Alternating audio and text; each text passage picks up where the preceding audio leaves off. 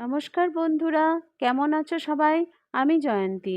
আজ আমি বানাবো তেঁতুলের চাটনি, যার স্বাদ অপূর্ব, খাট্টা মিঠা এবং চটপটা স্বাদযুক্ত, যেটা একবার বানিয়ে রেখে দিলে ৩-৪ মাসের জন্য খারাপও হয় না।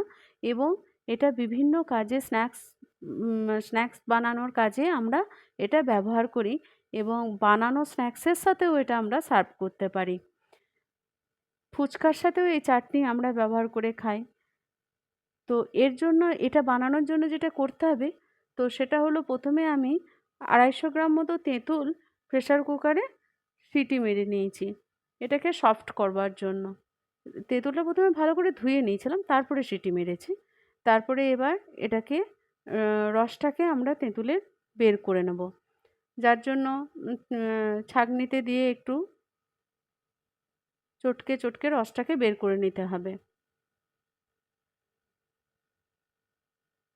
এক্সট্রা জল দিলে বেড়ে যাবে, তো যার জন্য আমি প্রথমে এইটা দিয়েই, এই রসটা দিয়েই এটাকে আরও নরম করে নিয়েছি।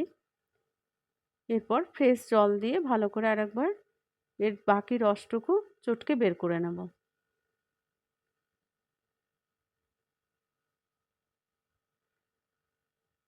তো হয়ে গেছে বন্ধু, রস আমাদের বের করা। এতটা পরিমাণ রস হয়েছে তেঁতুলের রস। এরপর আমি কড়াইতে এই এতে দেবো যে শুকনো মশলাগুলো, সেগুলো তেল ছাড়া শুকনো খোলায় এগুলো আমি ভেজে নেব। তো এর জন্য প্রথমে আমি দিয়ে দিয়েছি 2 চা চামচ মেথি, 2 চা চামচ মতো জিরে। মেথি আর জিরেটা একটু গরম হলে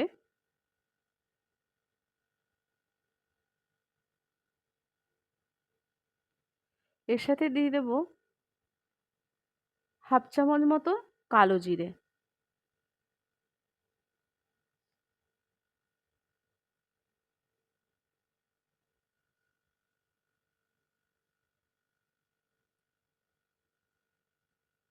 আর দেব মৌরি, 2 চামচ মতো মৌরি দেব।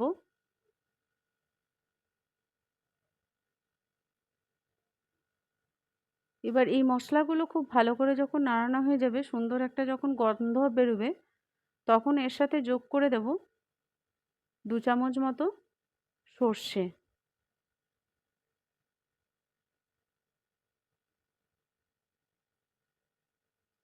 হয়ে গেছে বন্ধু ভাজা এগুলো আমার।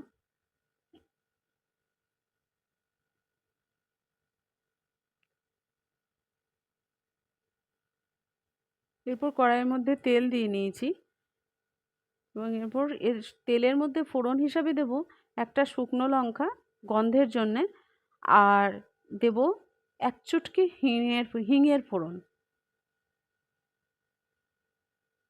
সামান্য পরিমাণ হিং দেব। দেখব হিংটা যেন পুড়ে না যায়।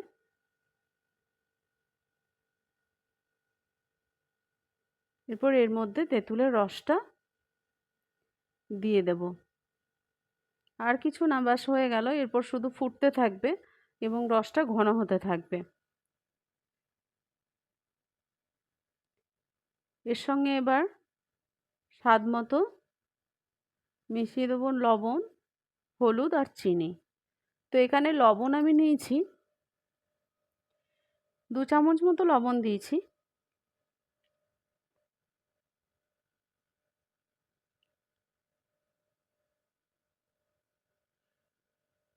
হলুদ দিলাম 1 চামচ মতো। আর রঙের জন্য, কালারটা যাতে ভালো আসে, তার জন্য দিয়ে দেব হাফ চা চামচ মতো কাশ্মীরি লঙ্কার গুঁড়ো। এতে ঝাল হবে না, কিন্তু কালারটা ভালো আসবে।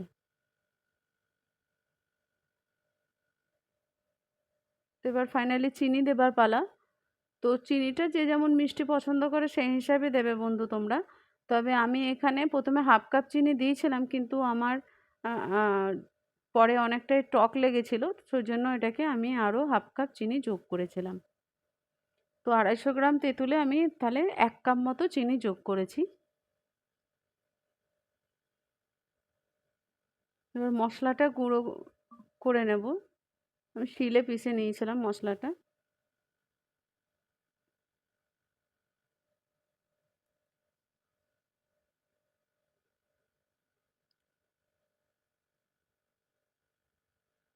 প্রায় অনেকটাই ঘন হয়ে গেছে।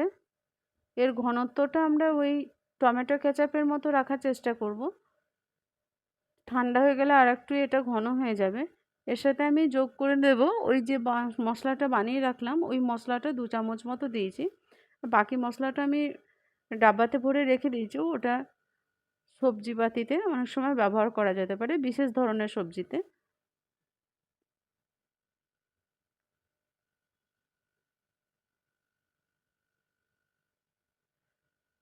তো হয়ে গেছে বন্ধুরা আমাদের তেঁতুলের চাটনি।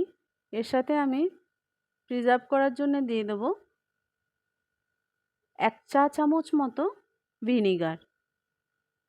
গ্যাস অফ করে তারপরে এটা দিয়েছি। ব্যাস হয়ে গেছে আমাদের তেঁতুলের চাটনি।